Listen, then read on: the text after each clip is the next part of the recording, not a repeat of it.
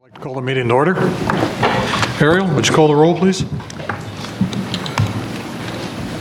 Bill Lukens. Here. Craig Romey. Present. Gary Telkamp. Here. Linda Barbell. Here. Dave Burris. Here. Randy Graham. Here. J.R. Huddleston. Here. Deborah Johnston. Here. Would you join me in the Pledge of Allegiance?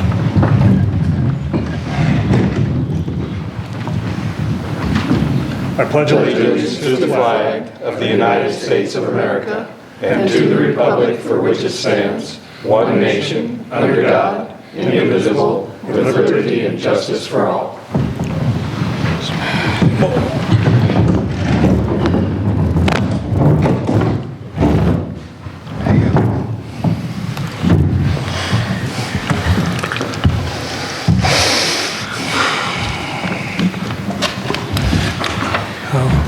Reminder, council, again, if you have a conflict of interest, please let the rest of the council know before you vote. Can I get a motion to approve the agenda? A motion to approve the agenda is written. Second. Discussion? All in favor? Aye. Opposed? The motion passes. Can I get a motion to approve the minutes from the September 2nd Make a council motion meeting? to approve the minutes of September 2nd council meeting. Second. Discussion? All in favor? Aye. Opposed? The motion passes.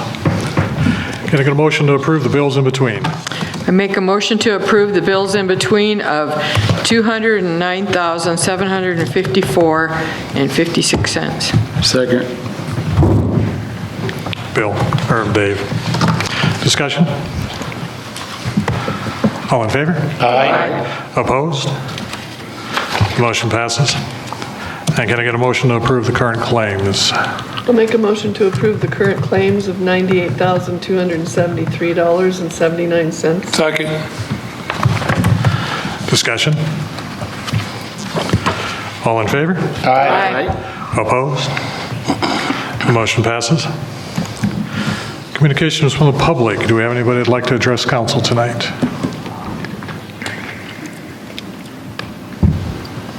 All right. Council updates. Have an update from the Hot Springs Chamber of Commerce Executive Director, Amber.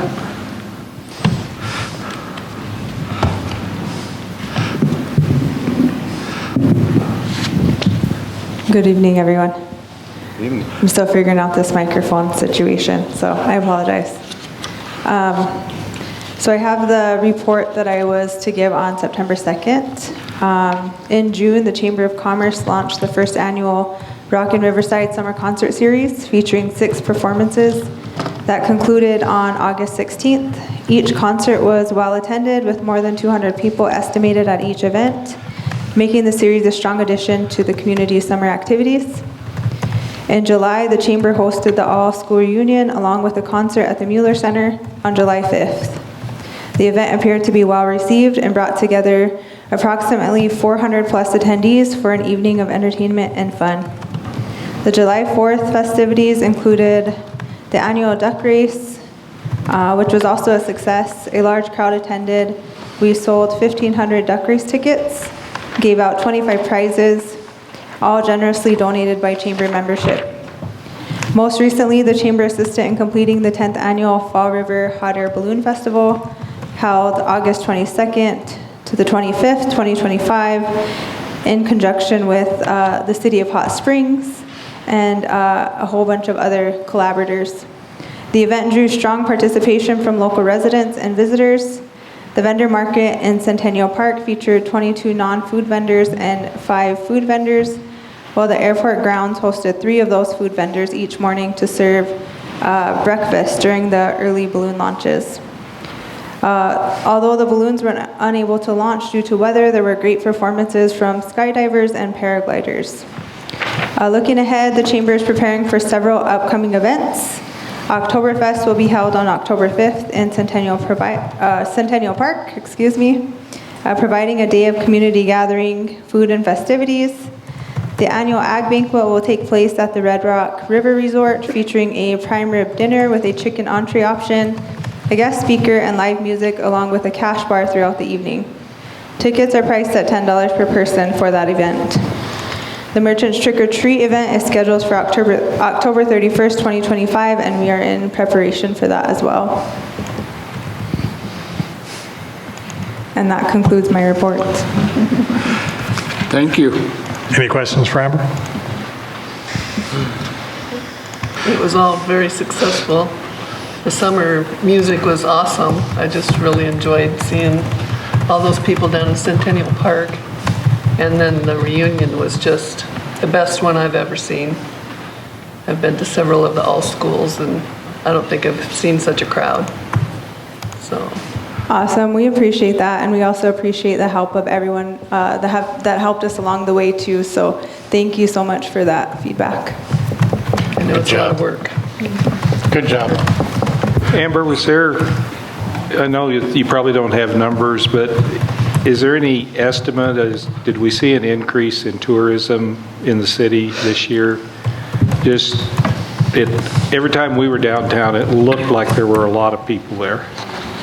We are looking into data for that information, but I was with the Black Hills and Badlands on the 5th, and the information that I got from them, it looked like tourism was up for the summer. I believe it was up by like 1% or 2%, something to that effect.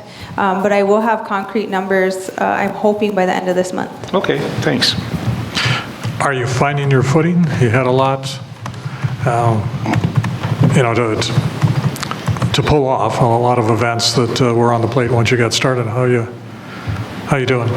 I think since we've gotten some breathing room after the Balloon Fest, it's a lot better.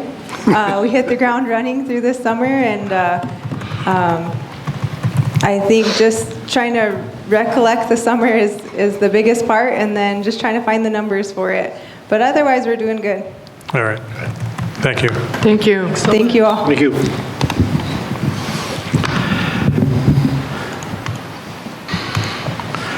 Can I get a motion to approve personnel actions A and B?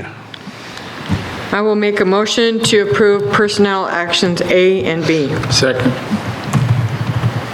Discussion? All in favor? Aye. Opposed? The motion passes. Brings us to our ordinances. Can I get a motion to approve ordinance item A, the second reading of ordinance 1275?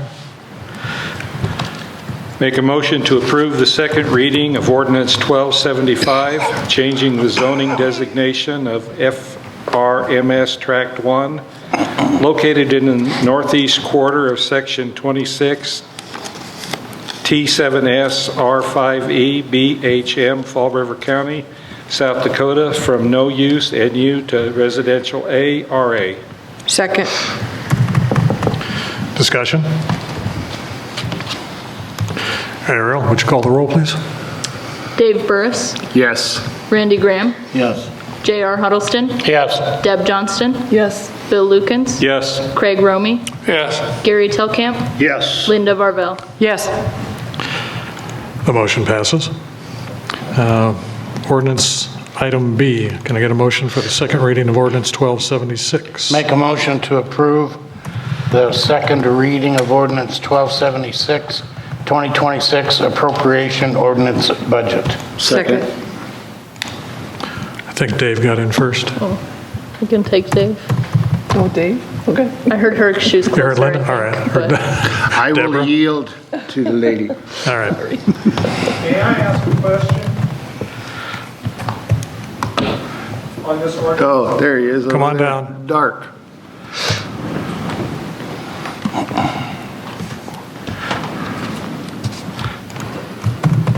Robert Paul, 1327 Schofield Street. I'm wondering if you might possibly clear up a little confusion that I have. The budget hearings that I attended indicated that you had passed a budget of 4.2 million, and this ordinance is for 5.58. The discrepancy is coming from where? I don't have that answer for you, Bob. I think I know the answer to that, Bob. I think the general fund was probably 4.2? yeah, and then when you bring in all budgets together, the total budget for Yeah. all funds, including, Is the appropriate, not to cut you off, Bill. No. Is the appropriation ordinance for all monies appropriated, Yes. general fund plus the other funds, and that's where the 1.3 million is coming from? yeah, I believe so. They're measured all together at the end, yes. Yeah, I'm gonna try to get the budget worksheets open. I believe that is correct, Bob. Yes, the general fund alone was that 4.2 figure, Okay, so so then the other funds, that would be the- water, sewer, garbage, the plunge, the golf course, and cemetery perpetual care. Okay, so that's the general fund plus all of the enterprise funds then? Yep, Okay, thank you very much. Good question, Bob. Thank you. that is a Thank good you. question.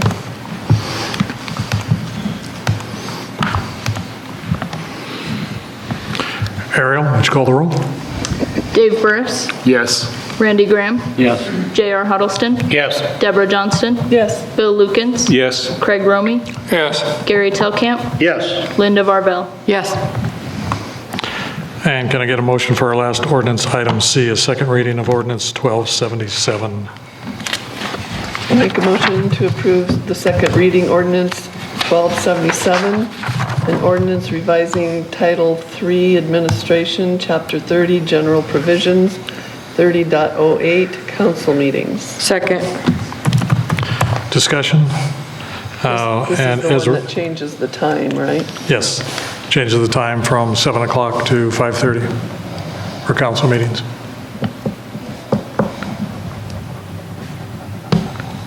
Any other questions? Ariel, would you call the roll, please? Dave Burris, Yes. Randy Graham, Yes. J.R. Huddleston, No. Deb Johnston, Yes. Bill Lukens, yes, Craig Romy, No. Gary Telkamp, No. Linda Varvel. Yes.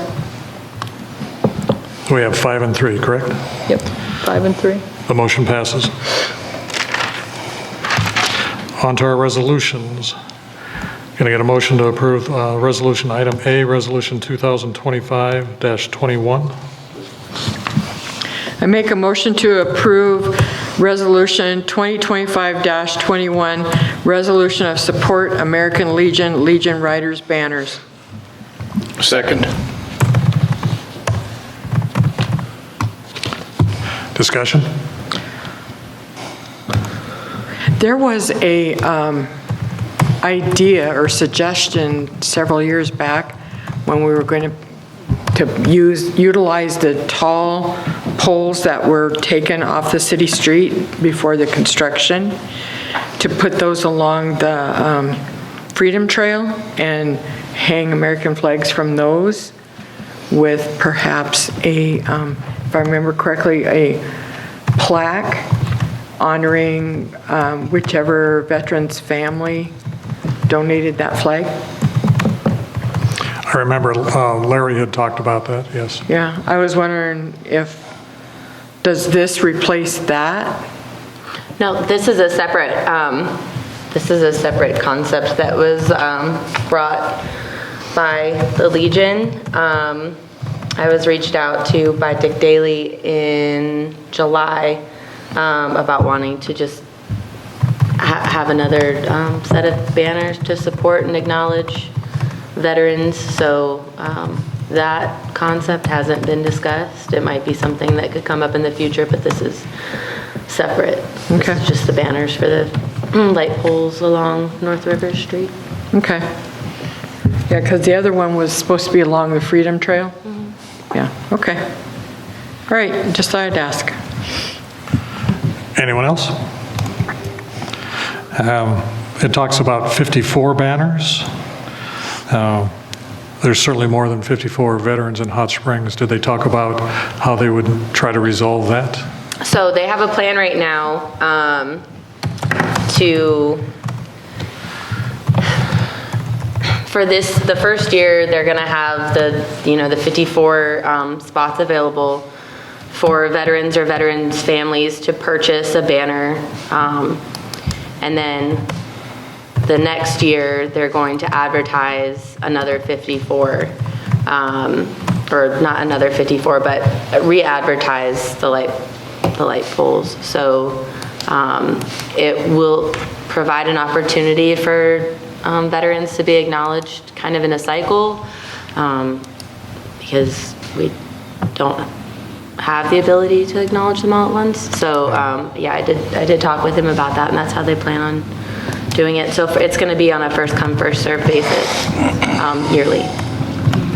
So then, did they talk about the first 54 wouldn't be eligible for the drawing or the selection in the second year unless there was not 54 and there would be some Yep. extras to fill in? Yep, so that would be the idea. So that they're gonna, as soon as, if this passes, they'll advertise that they have the 54 spots available for this year, and then they'll advertise again next year, and then if they fill all of the spots, then those new banners will be put up next year. If they don't, though, then they'll have I guess a system to pick who goes up. So we thought it would be best to leave the who and what to them, just providing the support that we would, put them up and give them a place to be, so. And did I hear that the banners would be purchased by the families? Yes, by the families or the veterans, yes. Okay. I'm certainly not advocating for that money to come to the city, but did they talk about how the money would be used? It's, right now, he didn't really go into specifics, but it will just go back into the Legion. The American Legion? Yes. All right. And if we did the light poles and the Freedom Trail, that allow a lot more flags to be put up of veterans. Yeah.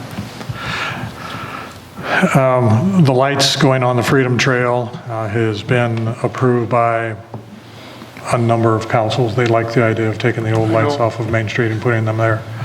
My concern with putting American flags and banners there is those aren't as tall, so I would be concerned that they would be more accessible to vandalism. Not saying it's a bad idea, but just being aware that there would be some risks in doing that.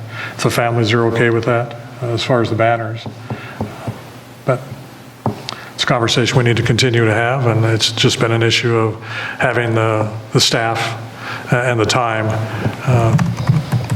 to refurbish the old lights and get them placed. It's not something that's off our radar. It's trying to find the time to do it. This should also be the last resolution for banners that comes before you. Earlier this year, you approved the resolution for Light Up Our Town for banners to be up from November until March. And then we have the banners that the chamber donated, and that we coordinated with them to put up also. So I'm thinking that this will probably be the last resolution for banners in front of you too. We don't, need our employees up and down all the time to change those out. But the way that this is laid out from being from June until November, will hopefully be able to be coordinated well with the Light Up Our Town efforts as well. So I think this is a good idea. Anyone else? All in favor? Aye. Opposed? The motion passes. On to our last resolution, resolution item B. Can I get a motion to approve resolution 2025-22? Make a motion a 2025-22 resolution to surplus the gift of one decommissioned Mueller Centurion fire hydrant to the Hot Springs Housing Authority for decorative use at the Evans. Second. Discussion? All in favor? Aye. My only Opposed? suggestion is don't put it right up there on the street. All right, the motion passes. On to new business. Our first new business item, can I get a motion to approve new business item A? Submit an application to place the 2025 water system facility plan prepared by AE2S on the state water plan. Make a motion to submit application to place the 2025 water system facility plan prepared by AE2S on the state water plan in the amount of $16,349,697. Second. Wait, Wait, well, that number looks wrong. the 16 million, it's supposed to be I think 16,000? it's 16,000, and Well, the that- change is wrong. Yeah, the It's not supposed to be 16,000. the comma and the That period is are in the supposed to be a wrong comma? place. Yes. Yeah, that should be 2 commas and a You agree, period. Jim? 160, or 16 million? It'd be 16 million.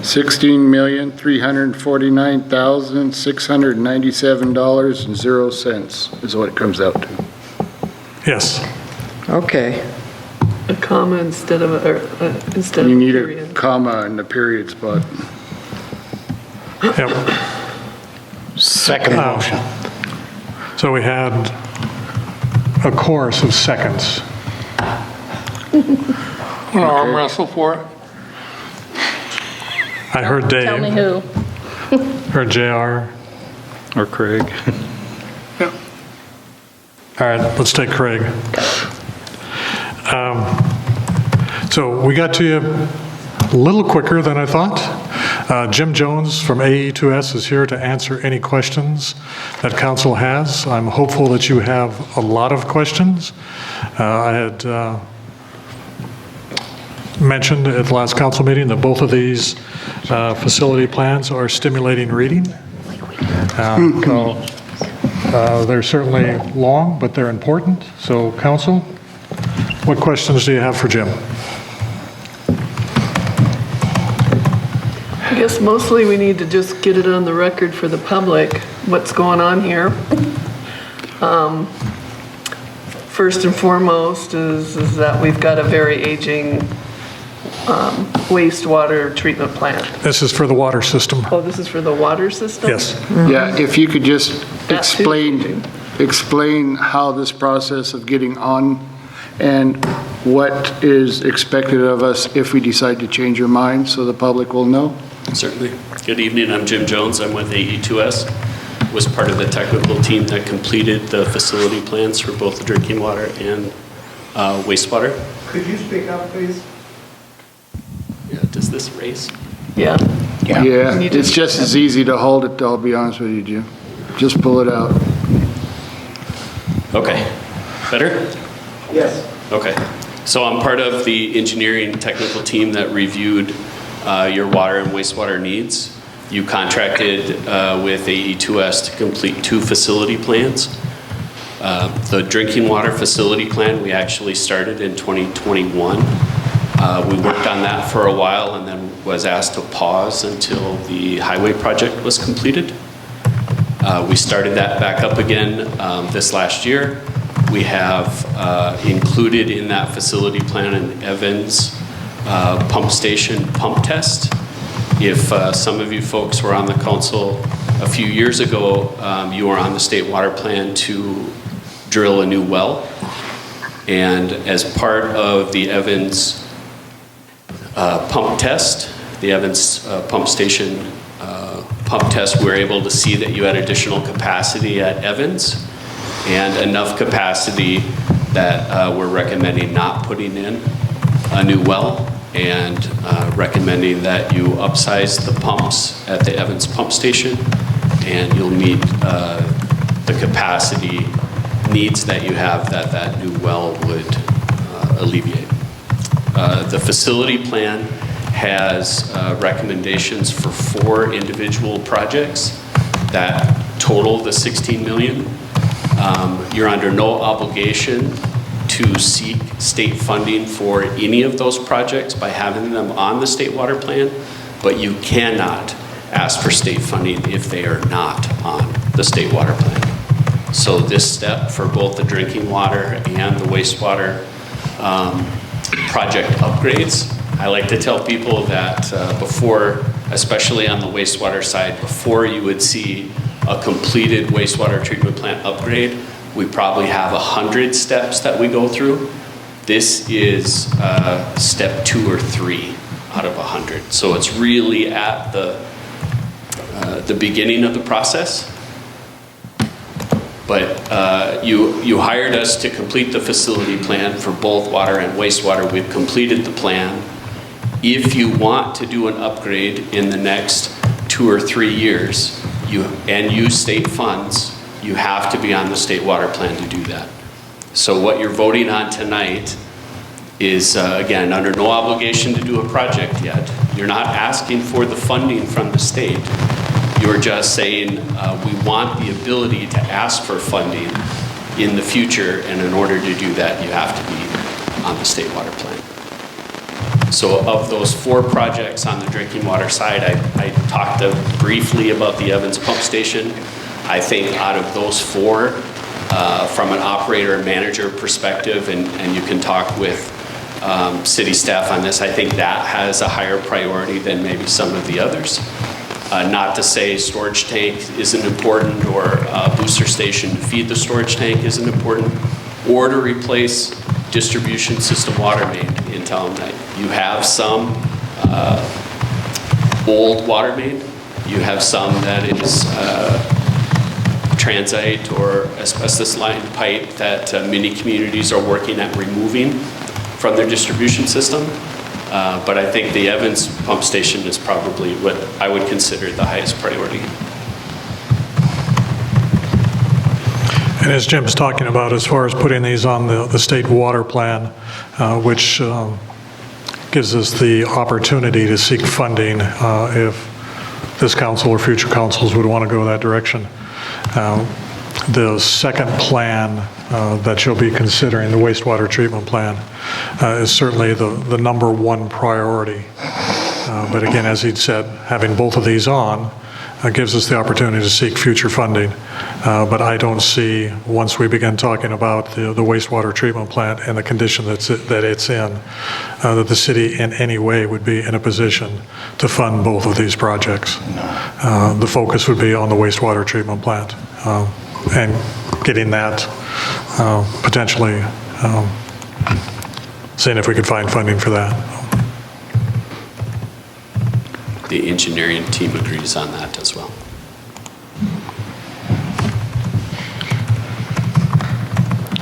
Any questions? So by voting to approve submitting the application, again, it's simply putting it on the state water plan, which gives the city the opportunity to seek funding in the future if they decide that's the way they want to go. It doesn't obligate us to go after any funding. How long is this good for?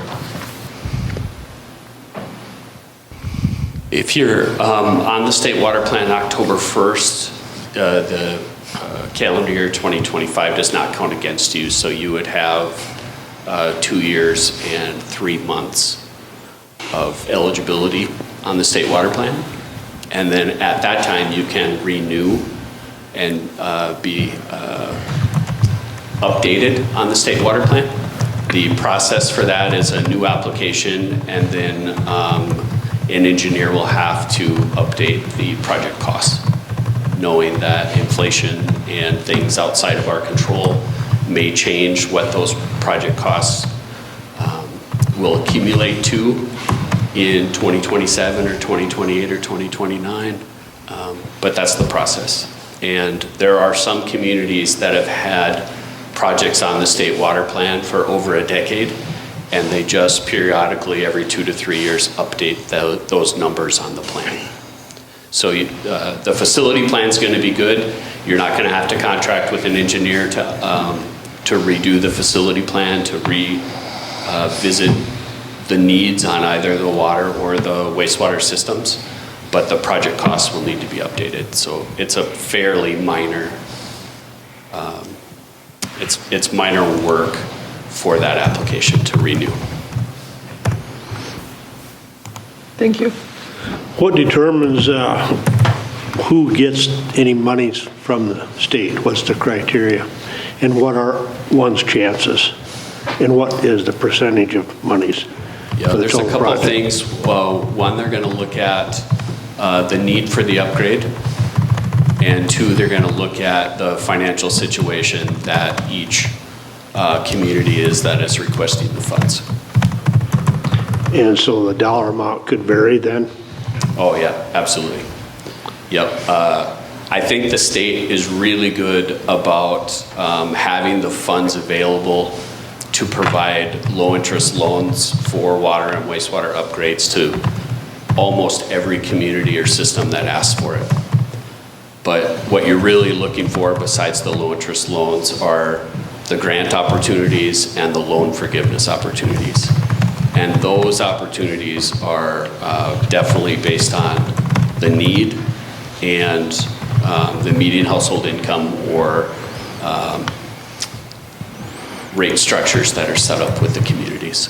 So communities that are more poverty communities do very well with grant dollars. Communities that have very high water or wastewater rates do very well getting grant dollars or subsidy from the state.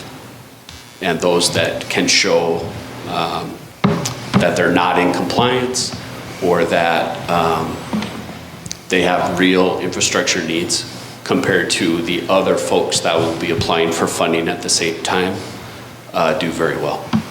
Okay, do I understand you say that the well at the Evans is in good shape? We just need to up the ability to pump it? Is that what I heard you say? Yep. So based on our pump test, we saw the Evans pump station capacity to be between 2,300 and 2,500 gallons per minute. Right now, one pump at that pump station does roughly 1,400 gallons per minute. So we're recommending that you would update both pumps that are at the pump station so that they could do 2,500 gallons each. This summer, if you needed it, if you had demands, you could run both pumps at the same time and reach 2,300, but that would give you no redundancy and no backup. So long term, I think it's in your best interest to have a pump that's capable of 23 to 2,500 gallons per minute running solo, and then have that second pump available for redundancy here. As you have to take one out of service for maintenance, you're still have the ability to pump full capacity. We're reasonably comfortable that the water's there, though? Yes. Okay. Yep. Thank you. Yep. Does that cost include removing and installing the new pipe? It does. Yep. It's 2 new pumps. It's new piping. It's new controls. Also updated SCADA system. Your electronics would be updated. It included a new master meter, which your current meter also has some age to it. So it's essentially a complete rebuild of the inside of the pump station. New VFDs are part of that also. So new pump, new motors, new VFDs, new master meter, new SCADA controls. By the time we are done, basically you'd be looking at having a new hole in the ground. That's what you basically are doing. And instead of pushing our system as it is right now to a breaking point where we would have no way for a backup, this actually sets us up with new stands, new pumps, new frames that hold the pumps, and they'll be removable and a lot quicker to be rebuilt or just maintained, which we don't have that as of right now. If both pumps went down right now, we would be down. period. So this is basically transforming what we have now into a brand-new system, and then we can build off that system, which is a lot cheaper than starting from scratch, which we was talking about by putting a new hole in the ground. Agreed. I will say, as you're considering projects over the next 1, 2, 3, 5 years, the Evans pump station did not require to run 2 pumps this summer. Based on your demands, you didn't need to run both pumps to meet usage requirements. Right. But it was a wet summer, and it seems like revenue is down for a number of your neighbors because lawn watering and extra water use was not up this year. Is there a downside to submitting an application? No. You really, you've paid for this facility plan, and this is the last step on that facility plan, so, yeah, no downside. The downside is really not doing it, because if we put ourselves in a predicament and we're not on the State Water Board, we are not considered for anything. And some of my questions are not only for myself, but for the folks at home watching as well. And thank you.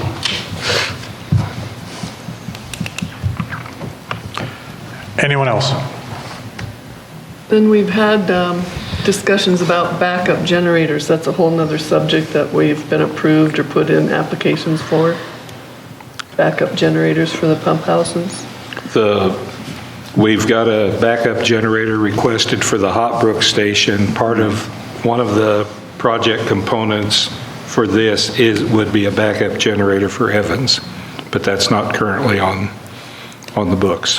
It's in this plan, though. Okay.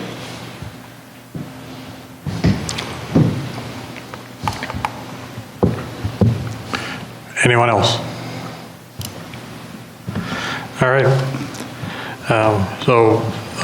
The item in front of you is to submit an application to place the 2025 water system facility plan prepared by AE2S on the state water plan in the amount of $16,349,697.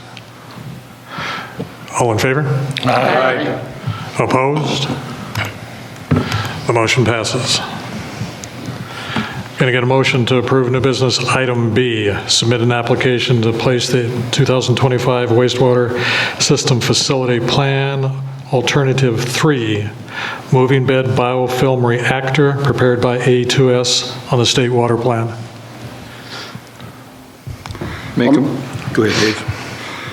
Make the motion to submit an application to place the 2025 wastewater system facility plan, alternative 3, moving bed biofilm reactor, MBBR, prepared by AES2S on the state water plan in the amount of $27,241,000.00.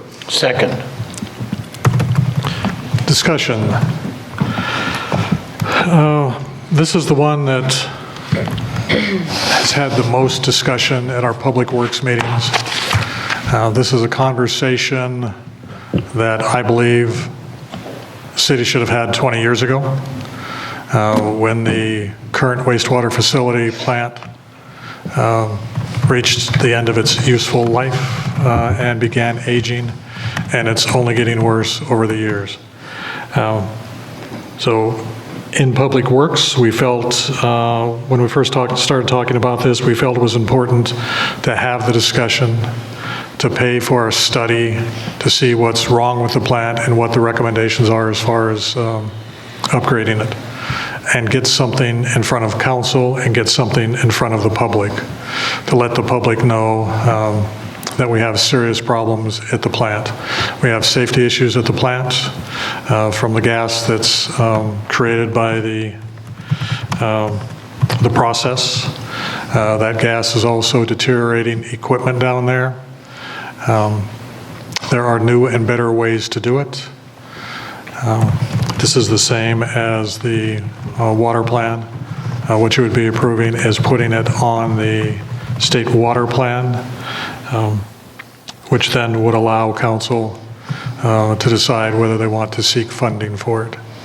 I'm going to ask Jim to speak a little bit about this one. The funding would be paid by an increase in user fees, and how that would happen. If council does approve to seek funding for it, that requires the public to become involved so that they have an understanding of why we're having the discussion, why we're recommending putting it on the state water plan, and give them an opportunity to understand everything about it that you know about it. So the public will be involved every step of the way. If the council decides that we want to put it on or make a request to the state for funding. Comparing this to the purchase of Evans Plunge, the cost of this is significantly less than the purchase of Evans Plunge. But I feel council needs to make the initial decision on whether you want to or don't. If you make the decision to do it, which I believe is what the voters have asked us to do, is represent them, and they don't like the decision, they can always put it to a referendum. But I think it's our place to make a vote and decide whether this should be put on the state water plan, and that will be something that we will decide down the road if you approve to put it on the state water plan. Both these documents, are they currently on the city's website? Yep. So they're available for the public to take a look at. I would encourage everyone to do that. This is huge. Of the two plans, we need to focus on the wastewater plan first. At the last council meeting, I had asked you all to go down and take a look at the existing wastewater plant, and if at all possible, take a tour of some of the plants. I believe I'd mentioned Box Elder and Sturgis. Those options are still available to you. It's amazing when you take a look at the new processes. When Jim took Tracy, Jason, and I on a tour of the two plants, we were literally, in one case, standing over the processing tanks, whatever the right name for them is. The processing was going on underneath us, and you could not smell the waste. And the other two, we were standing adjacent to it, and you could not smell the waste. It's a different process that AE2S is recommending, the MBBR. But it's important that you understand the condition of our plant. I would extend the invitation to the public as well. Ask to take a tour of the plant and see the condition that it's in, so you understand the significance of what will be in front of council as far as seeking funding for this replacement, if that's the way they go.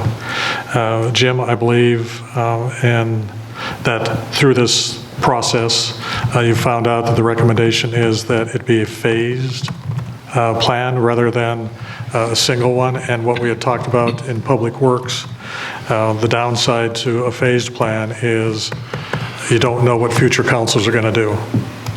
We know the whole system needs to be replaced. You may get into first phase and you never move beyond that. But because of the cost, that's the recommendation, to go ahead and come up with a phased plan. Yep, last week was the annual South Dakota Water and Wastewater Conference. It was in Pierre. Was able to meet with DANR folks while I was there. Those folks that will be reviewing your funding application. I advocated on your behalf. I laid groundwork to express that you definitely will show the need. We talked a little about your current rates. We talked a little about the condition of the plant. We talked about what it might mean for your wastewater discharge permit. Folks that I talked to had visited the plant in the past, so was aware that you definitely have a need to upgrade.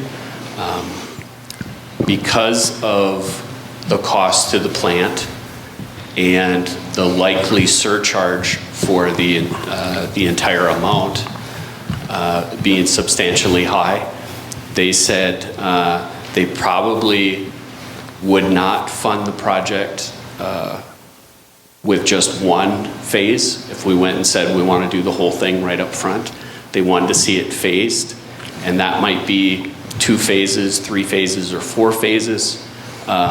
It's not the first time they've asked us to do that, but I will say it's probably in your best interest to consider that phased approach, because each application that you make, you have the ability to get loan forgiveness or grant for those applications. So what it might look like, and we haven't even talked about design or phases yet, to be honest, but what it might look like is phase 1 is maybe a third of the total, somewhere around $10 to $15 million of funding request to do preliminary and headworks. So we'd look at new screening, new grit removal.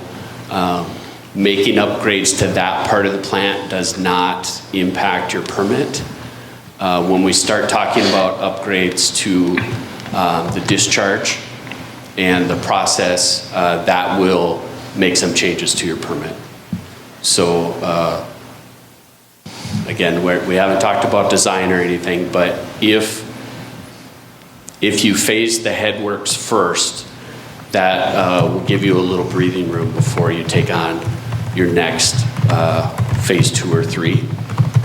The other reason I like the headworks idea first is right now you have no grit removal in your wastewater treatment process, which means those eggshells and coffee grounds and sand move through each process that you have at the plant, which means your staff,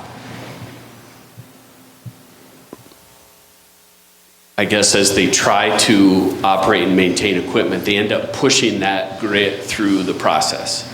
So it'll settle out in one tank, and then it gets washed and removed and pumped into the next tank, and then it's just kind of a cycle all the way through. It ends up in your digesters, which is your last step for your solids treatment before the press, and it's very hard to get out of a digester, so it makes a lot of extra work for your staff. So I think by removing the grit up front, and it's an automated grit removal system, your staff won't be chasing it throughout the plant. Every time they take a tank down, they're not gonna have 2 or 3 feet of those solids remaining in the bottom of the tank. And that grit dewaters pretty well. It's not very fluid. It's not very liquid. So some of that removal is hand shoveling out of the tank. So it's really heavy labor for your staff. And it's not cheap to do, but it's easy to install grit removal at the very front end and get those grit solids out. So it's very important for not only the labor, but for the pumps and the rest of the process, as that grit eats up impellers and pumps, and will help you maintain your equipment longer if it's removed.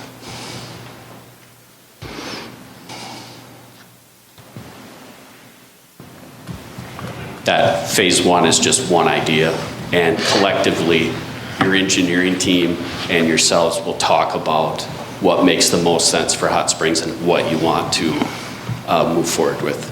What I'm afraid of, and the mayor mentioned earlier, is 20 years ago this plant had its useful life, still running. Councils after that time have kicked that can down the road, and it's getting to the point that we can't afford to kick the can anymore. Second thing is, we can't afford to not act to get this on the list for funding. If we say no, it's not on the list, we'll have to come back another time to try to get it on the list. And then the third thing, funding is a big thing. But whenever I went out with my petition for election to this ward, a big bone of contention of the people in my ward was the smell as you come into Hot Springs and you smell that plant. It's time we take care of that, folks. It's long overdue. I'm afraid future councils, though, will kick it down the road. We may agree to to go ahead and get this on the list tonight, and that's great, let's do that. We need to get on that list. But if we should act as a council, we need to act as if there's going to be council after council behind us that's going to do nothing but kick the can. And we can't have that. We can't start a phase, no, we're going to kick the can down the road, we can't do it for whatever reason. We need to continue on, and we need to be strong about it. And if we're going to support this, get it on this list, and let's support this, and let's get it done. Thank you. Are there any grants or funding being pursued for this? Not yet. Not yet. This basically, by getting on the list, will open up some doors for us, but as the time goes by and we get closer to actually doing some work, things will have to be adjusted. But as Jim just said, these things, we're going to have to stage this in a smart and procurable way of doing it. But the biggest problem is what he just explained to you about the heads. If we don't do that right from the get-go, we're basically going to put so much abuse on a system that we're trying to do that it could fail even worse. And we can be taking one step forward and 2 steps back. So what JR said, I have to agree with 100%, but we have to be honest about this. There is nobody in this town that can finance any of this, so we're going to have to take it in stages and look at the finances and look at the best way of doing it. But if I had my way, yes, I would go 100% forward as one project. But as you just heard, nobody's willing to finance that. So we're going to have to make the best steps forward and choose our plan as we go. And if we have to bob and weave or adjust, then we'll do so for the best plan. But as far as future, JR, we just don't know. You don't? We don't know, and I agree with you. But the thing is the public is going to be the one to have to press their council and whoever runs for council to stay in motion. That is the problem with our community. We get ahead, we think we're comfortable, and then we pass the buck along. Now we've done that to the point that this is where we're at, folks. This may sound like a joke comment to you, but nobody wants to go back to the old outhouse days. And if we have a complete failure, that's what you're looking at. Or a 5-gallon bucket in a closet. There you go. That's what it comes down to. Getting on this water plan gives us a chance to get grants through the state, right? Right, yeah, I wanted to address Randy's question.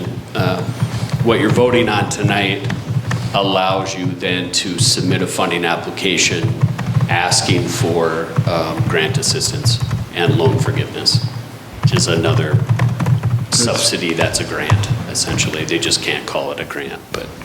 But that is all the process that we've been looking at. And to be honest with you, I've been on past councils and I've been on Public Works, but yet you have to have a council that's willing to push it along, because nobody wants to stick their head out there and put the cost to all of us, and including myself. All of us sitting at this table as citizens also, we are going to all take a hit on cost. But the reality of it is we've let this go so long that this is where we're at. There's no more Band-Aids, folks. We already did a Band-Aid here not too long ago, and this is all the farther it got us, is to here. And that was to the tune of $300,000 to $400,000 Band-Aid. $300,000 to $400,000, and us putting up in the community with the stink that we had to go with without having a lid and all that. If you're willing to keep on doing that, then I would start digging your hole in your backyard. But to be very honest with you, it is up to the community. When you go and vote, you ask whoever's running in your ward, what are you going to push forward for us? The 3 things that we want is we want some decent air, we want some decent water, and we want some clean bathroom facilities that we can use in our community. Those are the basis other than food and water. And so I'm not trying to make a joke out of this, but to be very honest with you, if our system was to go down, and you never know when it'll go down, when it's going to completely fail. The people that work for the city of Hot Springs at the sewer plant And this is not a joke. They put their life on the line. One particular gentleman puts his life on the line to keep that facility operating. If he was to go through there and see what he has to go through and climb along equipment that is failing and put his life on the line just to keep it operating, that's exactly where we're at. And if you think I'm lying, you go down there and you take a good look at it. Take a tour of it and ask them to show you how they clean it out. So this is where we're at. I hate to be the bearer of bad news, but it doesn't matter if it costs $27 million this time. If we kick the can any farther down the road, we could be looking at $50 million between the two projects or better. That's just the reality of it. I think since 2014, we've spent about $2.3 million on Band-Aids. Exactly. So it won't get any better. This is not optional. This is an absolute necessity. So we need to vote to get this on the list. Well, Jim, I've listened to what everybody's had to say here, but in your professional opinion as an engineer working in this environment, is this, do we have a choice? I think, first let me say I'm part of the technical team, but I'm not an engineer. Okay. I think this isn't your first facility plan that's evaluated the wastewater treatment plant. You've had one done roughly 15 years ago. At that time, it was recommended that you scrap everything at the wastewater plant and start over. I think we're able to reuse some of your tanks with this new plan that AE2S has created, and you're long past due for an upgrade on the wastewater plant. Well, I think it's something that we need to do. I think we bite the bullet and move forward and get it done, and we're just going to have to bear the pain of it as a community. If we, doesn't sound like, sounds like we've kind of run the course. That's what we have. We have. We should have done this 25 years ago and been in place to be finishing what we're doing now, to be very honest with you. But without complete council support, it was never done. So is this going to be the council that's going to put us in that position so we can at least get back to an upgraded and actually useful lifespan of our facilities? That's what it comes down to. If I'm remembering our conversations correctly, Jim, and for the public, to renovate the plant, it's going to require an increase in user fees. That's the only way we can afford to pay for it. We don't have the money in savings to do any of this work. And because it would require user fees, if council decides that if they put it on the state water plan and then they want to seek funding, what kicks in at that point then is the public involvement and making the presentation to the public why council is asking this to be put on the state water plan, what the need is, what the potential costs are, what the process is. And there's many an opportunity in there for the public to tell the council, okay, we understand the need, and based on once the application is made to the state and they take a look at the community and see what our need is and our ability to pay and those kinds of things, then they would identify what the supplemental funding would be, whether that's loan forgiveness or grants. So strictly for the sake of conversation, it would get, maybe we get the cost from 27 million down to 25 million or 22 million, whatever it may be. And then it's that figure that would be used to see what the individual increase would be for wastewater. Am I understanding that correctly? And Yep, that is correct. The state partners with the Black Hills Council of Local Governments to assist communities with the funding application. So after this step, when we're on the state water plan, then you have the ability to apply for funding for a project. So we will work together to say this is the project that we want funding for. And it'll be the community, it'll be the engineering, and it'll be the planning district. And as part of that process, it mandates public meetings.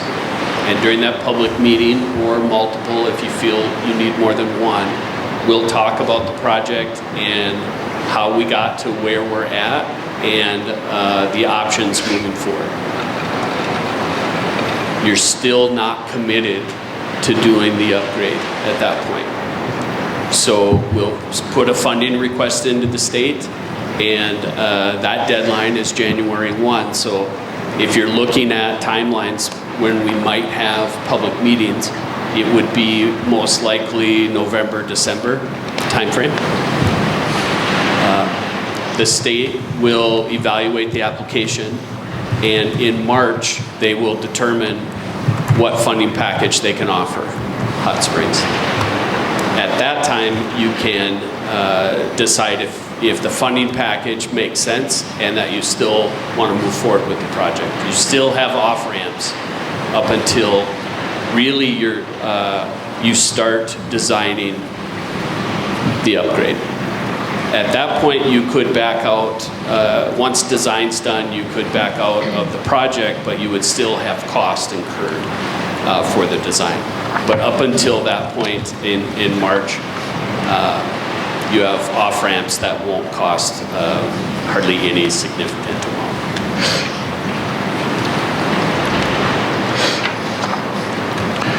Any other questions, council? Is there anything we forgot to ask?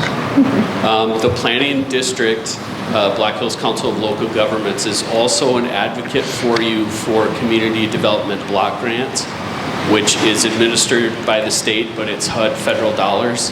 I did ask the executive director if you're eligible for those funds, and she believes you are eligible for those grant dollars also, provided I think maybe you receive some of those funds for the highway project.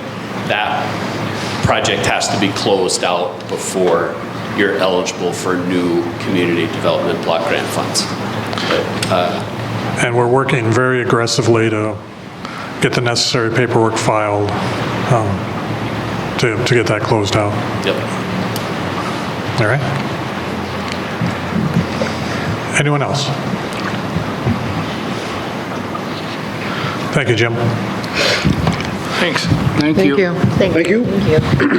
So what we've been talking about is a motion to submit an application to place the 2025 wastewater system facility plan, alternative 3, moving bed biofilm reactor, prepared by AE2S on the state water plan.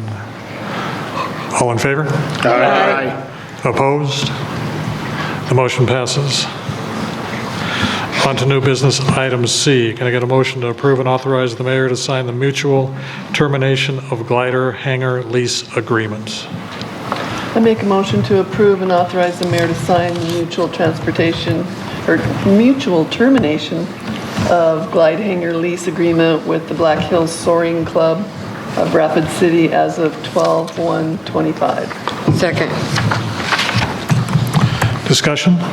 Is this hangar, and I know which hangar we're talking about, was that city built or was that built with any EIP funds? Can you tell me? I haven't checked into that, and my understanding is no, it was not built with AIP funding. No AIP funding? Is that what you said? Yes, no AIP funding. That was my project when I was on the airport committee. The city paid to have that built, and the glider people signed the contract saying that they'd be in there until it's all paid for. Is it all paid for? I believe it is. They've been in there a long time. Jacqueline, I believe you worked with the Glider Club to get this agreement. Anything you'd like to add? I don't think there's really a whole lot to add. This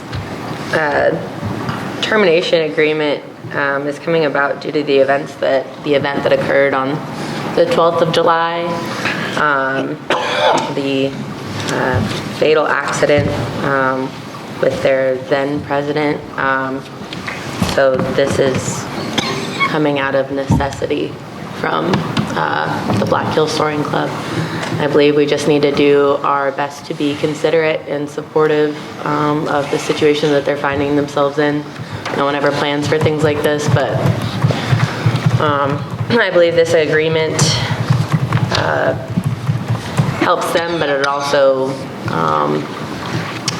looks out for the city's best interest as well.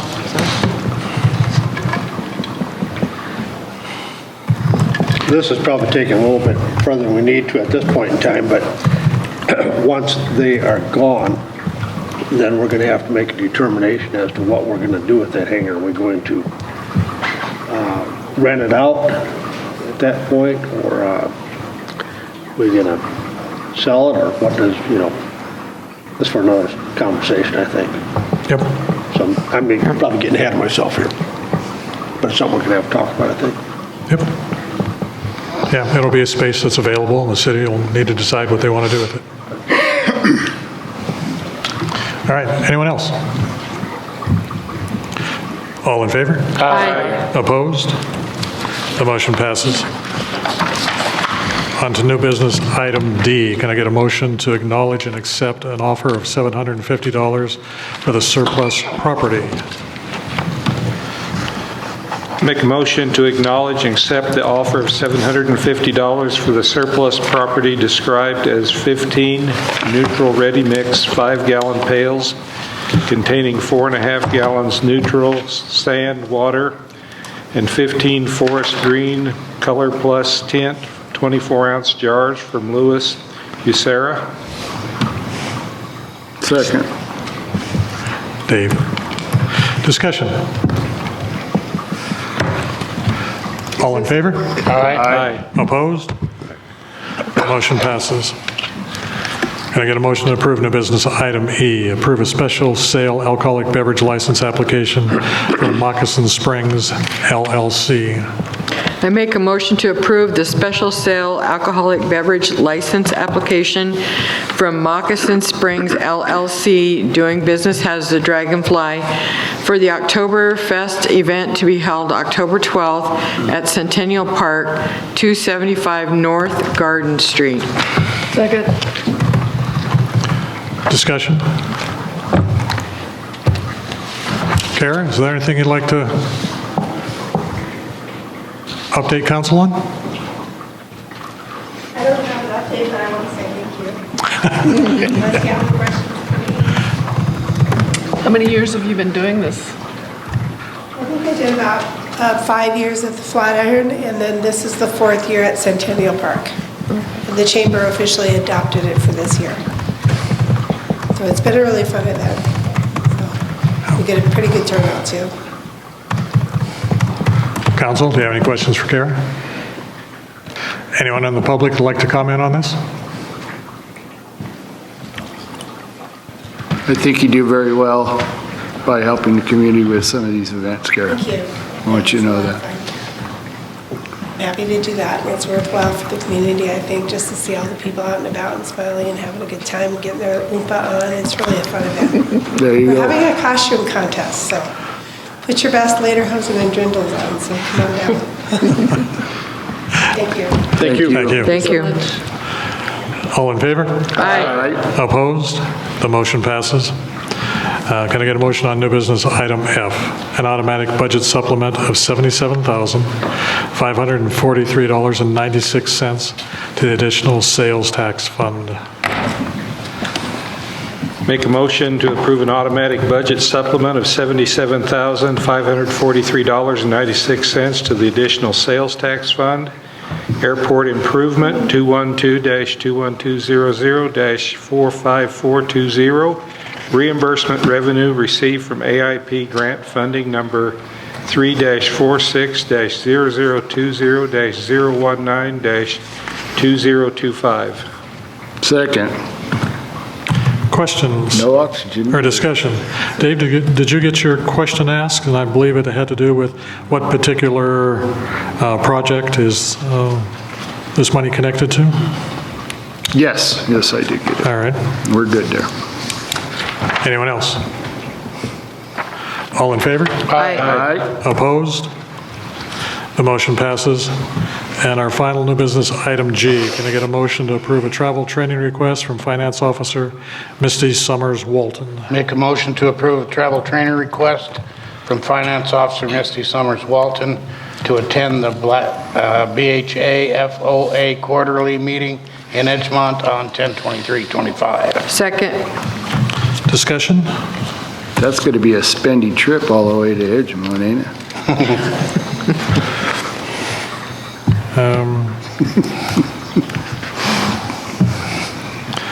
All in favor? Aye. Opposed? The motion passes. On to our committee reports. Administrative and Finance, JR. Gary? Okay, the Admin and Finance Committee meeting was held at the Mueller Center on Monday, September 8th, 2025, and the meeting was called to order at 1:04 p.m. by myself, Gary Telkamp. G.R. Huddleston was absent due to an illness at the time, so I chaired that meeting, first time. Present was Finance Officer Misty Summers Walton, Alderman Deborah Johnston, City Administrator Jacqueline Kelsey, myself, and Police Chief Ross Norton. The adoption of the agenda, it was approved. Public comments, there were no public comments. Old business, review new proposed wage scale spreadsheet and draft job description changes for retitling Assistant Finance Officer to Deputy Finance/Public Information Officer. Recommending retitling of position as listed to be effective January 1, 2026, and adding a $5 an hour increase to the wage scale for the position, which step existing employee will be at was discussed, will be forwarded to council for discussion and determination prior to the beginning of the next year. New business. We heard from Police Chief Ross Norton about strategy for succession planning and upcoming staffing changes. We'll work with the city administrator to create memo to share at the next council meeting. Number 2, standardization of responsibility for committee agendas and meetings. City Administrator Kelsey discussed the change which assigns the duties of the committee meeting agendas and minutes to designated city staff as opposed to committee chairs or secretaries in order to better align with public records and open meeting requirements. Improved quality, consistency, professionalism, and continuity. A committee assignment table was provided. Number 3, reviewed and discussed library room rental fee responses received from various council members and the library director and board. Admin and Finance is not recommending any fees to be charged for the use of library meeting rooms. Number 4, Deadwood Fund Grant application for City Hall repairs. Finance Officer Walton is working on gathering items needed for grant submission, requesting a dollar-for-dollar match of our budgeted $25,000 for City Hall drainage mitigation and structure stabilization project, which is the rear of the building. Sent email on August 22nd requesting assistance from the Public Works Director, Bastian, and Building Officer Foss, develop plans and a scope of work, and then use those to obtain the required 3 cost estimates. As of today, there has been no response. Deadline for complete grant submission is 10/1. City Administrator Kelsey committed to follow-up. Number 5, resolution of support for American Legion Post 71, Legion Riders, veteran banners. City Administrator Kelsey reviewed the proposed resolutions. The committee all agreed to support the effort and move the resolution forward to the full council for consideration. Number 6, review necessary revisions to city ordinance related to travel expenses, 30.16, to match new policy/practice in April of this year. Council approved a change to the maximum rates employees can be reimbursed for travel-related meal expenses to match the out-of-state rates established by the state for all in and out-of-state travel. The change is no longer in accord with the regulations adopted by the state, which is what our current ordinance says we do.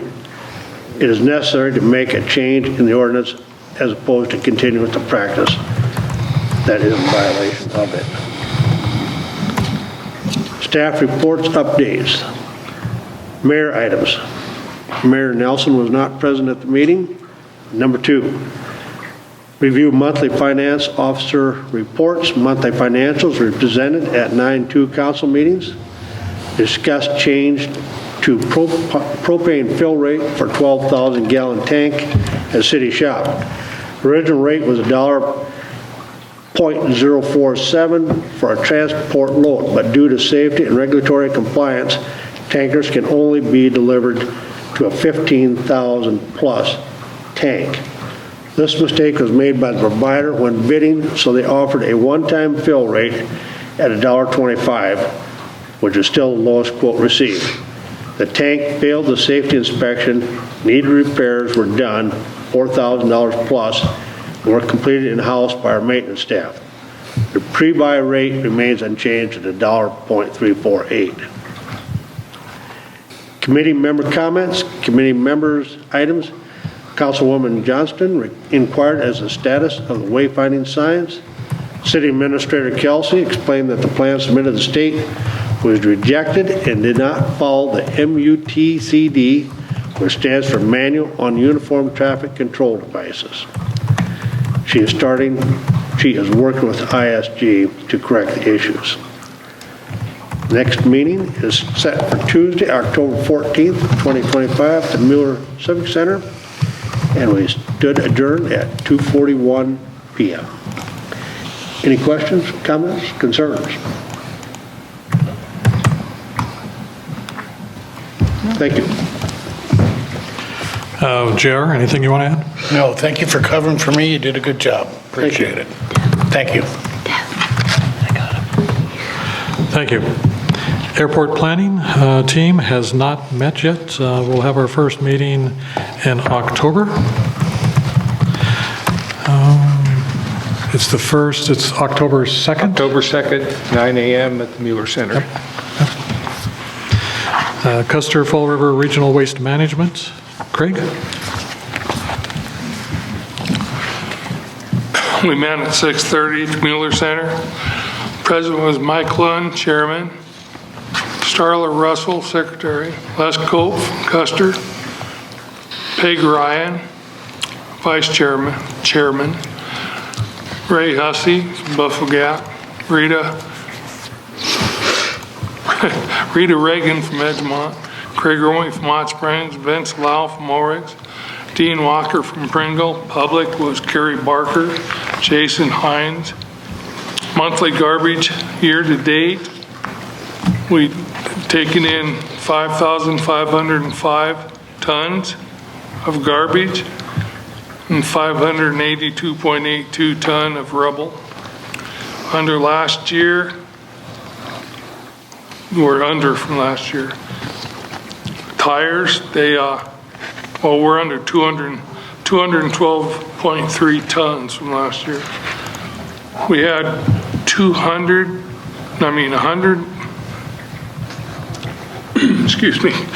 80 ton of tire, and they charge us $250 a ton to haul them off.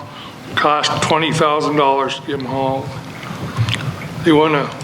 They've been trying to get the state to do a free tire thing, seeing as though we pay so much on our license every year to the state for tire.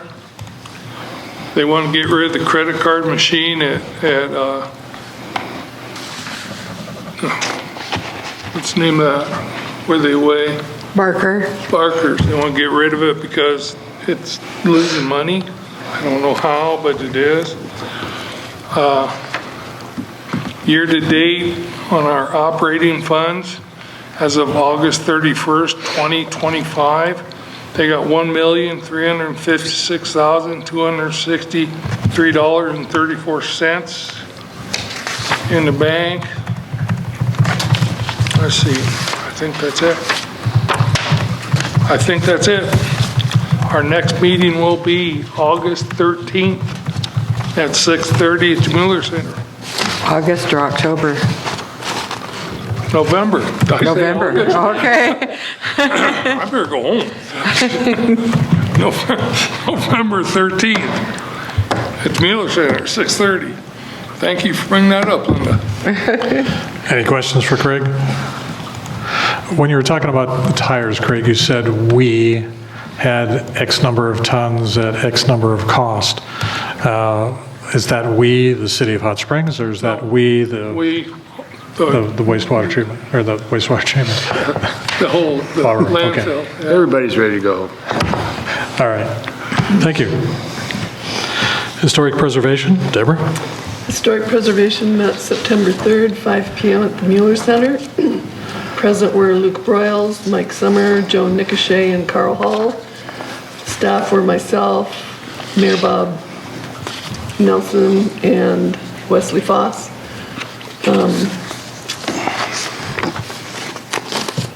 Kara Hagan was present and gave an update on her future ideas for the Flatiron. She was told about the color palette at the city office. Number one business item was certificate of appropriateness for her building at 745 North River Street, the Flatiron. She presented her proposed sign for the Flatiron. Luke Broyles made the motion to approve. It was seconded, and the motion carried. Number two, certificate of appropriateness, 237 North River Street, which is the Two Cows Creamery building. A picture of a mural was passed around that they're proposing to put on the side of the building on the alley. The decision was to table the item until they can come in and discuss it with there was nobody there to ask questions, and there was a lot of them. So Carl is to reach out and talk to them and maybe do some discussion through email. Staff reports, the Save Our Sandstone digital walking tour is up and running. Flyers, we're actually going to be doing transparencies that'll be sticking on the windows of each of our sandstone buildings. It's a compilation or gathering together of all the old walking tours, as well as the Helen McGee Room information and whatever other stuff we found along the way down the different rabbit holes we went over the last 2.5 years that we've been working on this project. So the transparencies are at the printers, but the website, historichhotspringsSD.com, is up and running. The committee, commission member comments. Carl suggested a brainstorming session with business owners to discuss possible fundraisers and promotional ideas sometime in the next few months. The meeting adjourned at 5:30. Next meeting is October 1st, 5 p.m. here at the Mueller Center. Any questions for Deborah? Thank you. So what, I guess I'm a little late on that one, but what was the mural?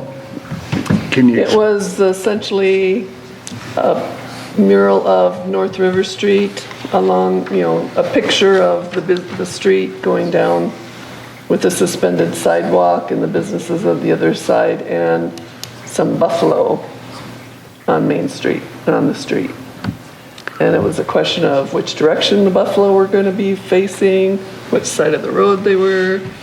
The initial picture they gave us had a forklift in it. We didn't think that was appropriate. Okay. They were very large buffalo. Yeah, they're very, very big buffalo. They should have been grazing over in Centennial Park. Deborah, do we still have a open position on HPC? We have 2 open positions, I believe, on HPC. We're still looking for interested people. Thank you. Thanks for bringing that up. Evidence Plunge Advisory, Linda? We did not have a September meeting, but our next meeting is scheduled for October 9th at noon. Thank you. Parks, Recreation, Beautification, and Cultural Development, Linda, Randy? Okay, our September meeting was postponed. We will have our next meeting on October 1st, and I believe the time's at 1? 1 p.m. 1, okay. Thank you. Planning and Zoning, Deborah? They meet this Wednesday, the 17th, 6 p.m. at City Hall. Thank you. Safety, Bill, JR? Okay, Safety Committee met on Thursday, September 4th, 1 p.m. at the Mueller Center. Members present were myself, Deborah, Mayor Nelson, Safety Coordinator Tracy Bastian, and Police Chief Ross Norton. The agenda was adopted as published. We had no comments from the public. Under old business, first item, or the only item, was family daycare ordinance compliance. The committee continued to discuss options to continue family daycare registration, but to simplify the process while enhancing safety, discussions will continue. We had no new business items. Under staff reports and update, under police department update, all equipment and preparations have been made for the new officer hired, which was approved by council on September 2nd. The chief discussed possible transition staffing strategy. The committee supports the strategy presented. Under safety coordinator update, the August safety training has been completed. Safety training time has been moved to the last Wednesday of the month at 2:30 p.m. Training topics have been updated for the remainder of the year. And the South Dakota Municipal League Safety Award information has been submitted. Committee member comments. The house number project was reviewed. The second review has been completed by the scouts. Significant improvements have been accomplished from the first survey, with approximately 10 properties still needing numbers. With the level of improvement seen, the item is considered closed. We adjourned at 1:41 p.m. and our next meeting is Thursday, October 2nd, 1 p.m. at the Mueller Center Conference Room. JR, anything you want to add? I have nothing to add, Mayor. Thank you. For full disclosure, Bill, thank you for covering for me. When he's talking about the estimated 10 properties, the scouts did a great job of trying to wrap that project up. They gave me a list of the houses that still needed to have numbers, and I've lost it. And I don't have the courage to ask them to go back and do it again. But my recollection is... So Boy Scouts, if you're listening. They did everything we asked them to, and I lost the list. So There was thank you for the great cover. There was a significant improvement of house numbers being placed for safety, so it was a successful project. All right. Public Works, Dave, Craig? Correct me if I'm wrong, Craig, or anybody else, but our next meeting will be on the 26th here at the Mueller Center at 1 o'clock. All's welcome. Yes, it is. Thank you. Southern Hills Golf Course will meet again in October. It's the second Monday of the month, and that will be our closeout meeting, unless you have a different thought about when we should meet. Not right now. Okay. No. I do have a question, though. Did we move the meeting date for the Public Works meeting from, the 26th is a Friday, Oh, so it'd be September 30th. okay, Craig, September 30th. And all still welcome to come. That's what I have as well. September 30th? Yes. Well, that's why I said, you didn't hear me? Sorry. Thank you for the correction. September 30th. Will that still be at the Mueller Center?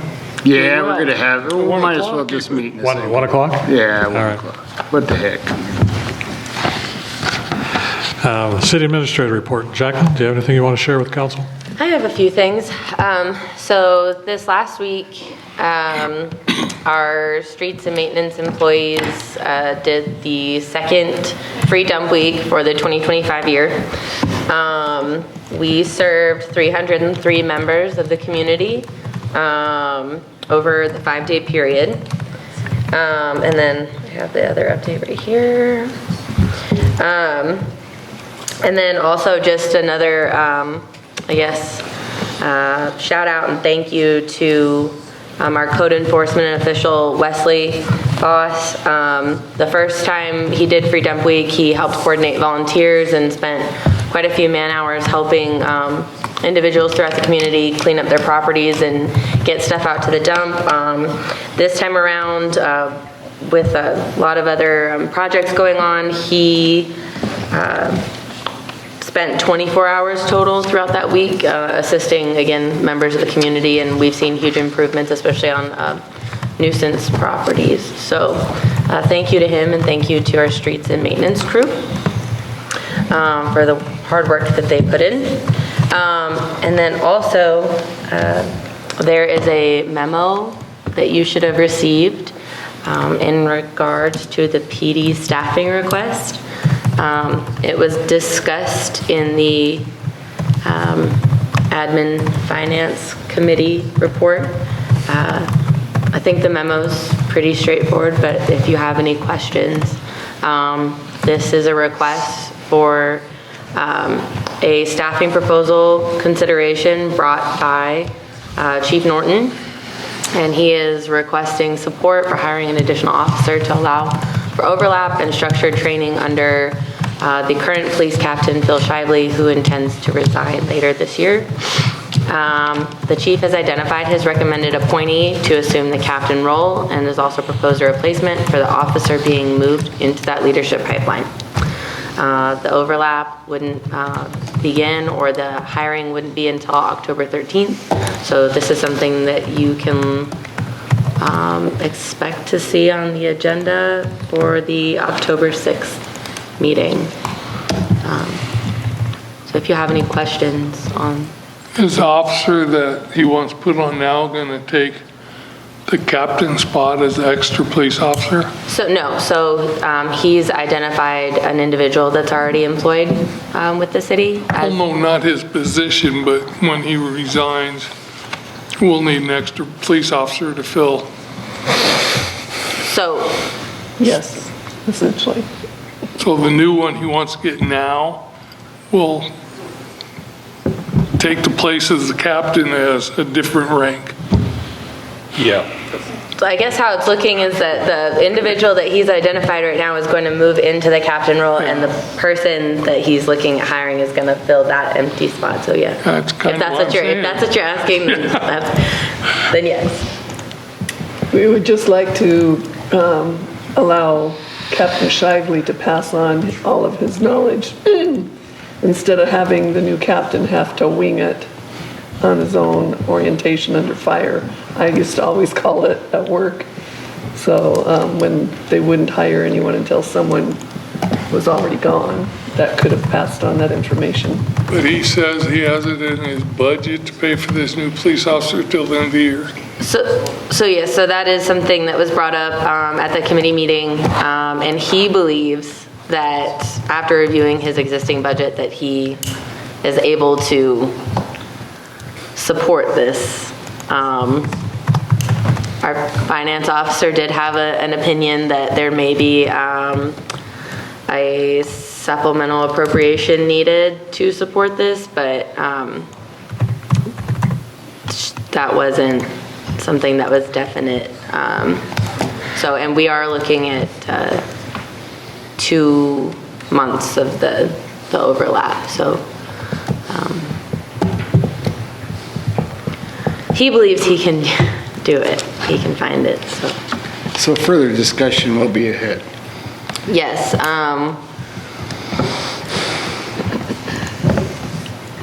So right now, this would be like the update, but I think the meeting on October 6th would probably be where we have some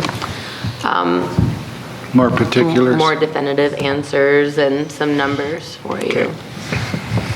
But if you have any questions, of course, feel free to reach out to the police chief. Feel free to reach out to We have him. your permission to do that? I think you have to ask the mayor on that one. Jacqueline? Yeah. You briefly touched on nuisance properties. Twofold question. Are we actively making an effort to identify nuisance properties? And if so, are we pursuing a remedy to correct whatever issues there might be? That should be on. I believe so. I think that there's been a lot of work put in since our code enforcement officials hiring in January. And I think that there's been a pretty big change throughout the city. And we've been working diligently to identify problem areas, but then also stay on top of it and pursue the cleanup. And I think we've all been coordinating really well and working well with the residents, especially Wes. So he works really well with a lot of individuals and is very persistent He's and gotten passionate. Above and beyond in some situations. Absolutely. Yeah. I would also encourage you to stop down at City Hall and talk to him sometime about some of the projects he's been working on lately. He's been doing some really big things. So. Yeah. So we do have your permission to go talk to them?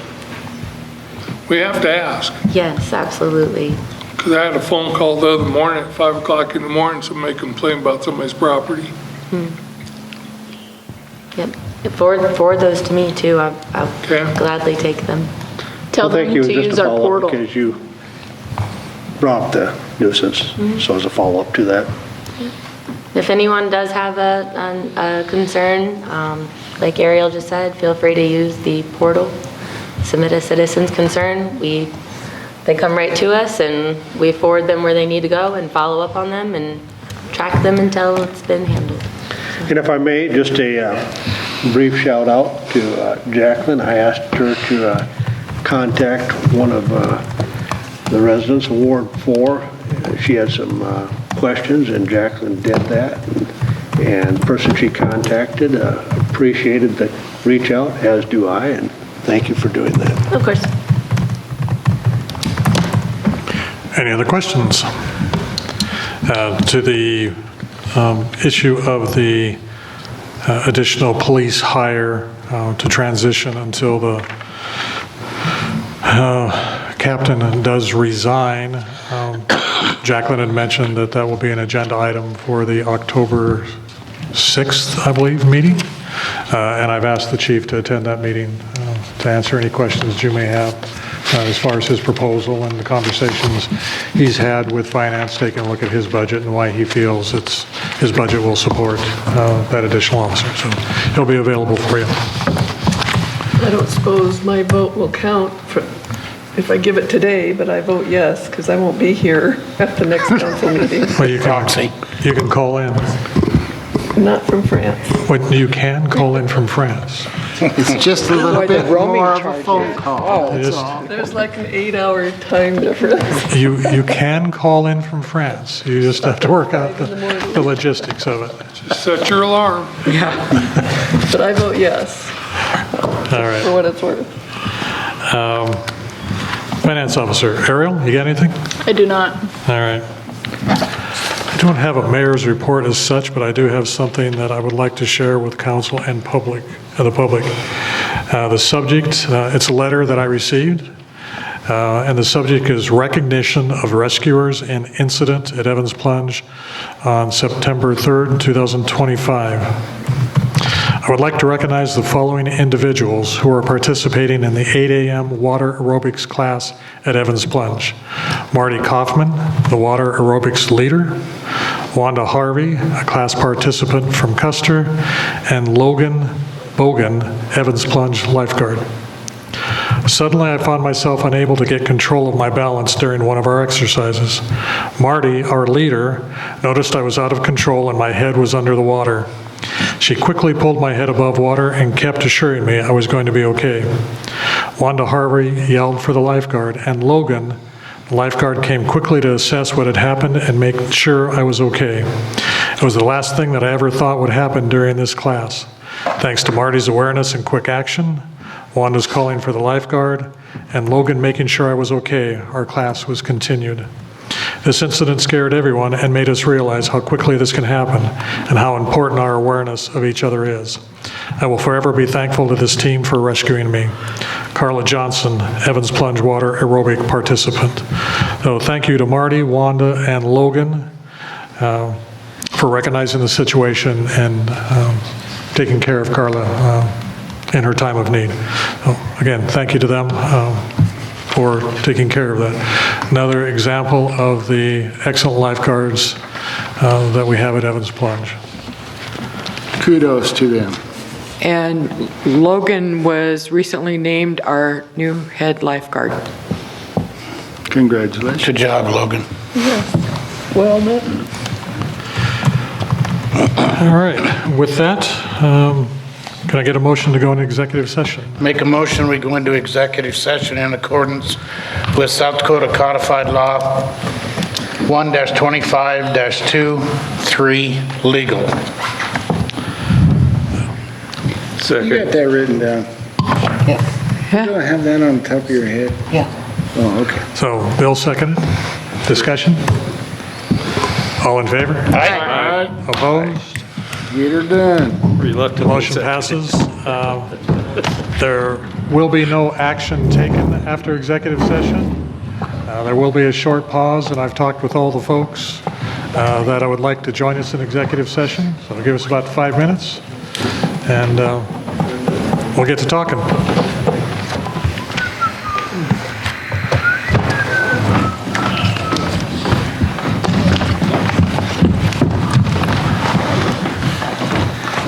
I would like to say Why don't something. you guys though. stop off for a cup Any of of you coffee? decide All you right. want to do a tour I had of us the sewer plants? leaving executive session Any of us at should show up 9:50, and we're back at 9:53. So I need a motion to adjourn. I make a motion to adjourn. Second. Third, fourth, fifth? Linda was second. Discussion? All in favor?